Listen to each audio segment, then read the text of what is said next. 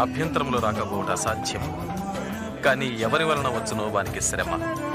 ఈ చిన్నవారిలో ఒకరికి అభ్యంతరము కలిగజేయు కంటే వాని మెడకు తిరగటి రాయి కట్టి సముద్రములో పడవేయుటే వానికి మేలు.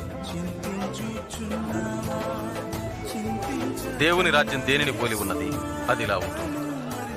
ఒక మనుషుడు ఒక ఆవగింజ తీసుకుని పోయి తన పొలంలో వేశాడు. అది పెరిగి మహావృక్షమై బాగా వ్యాపించింది.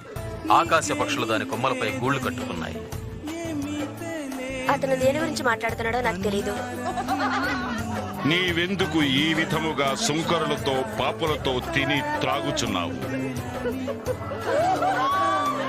ఆరోగ్యవంతులకు వైద్యుడక్కరలేదు, రోగస్తులకి అవసరం. మారు మనసు నిమిత్తం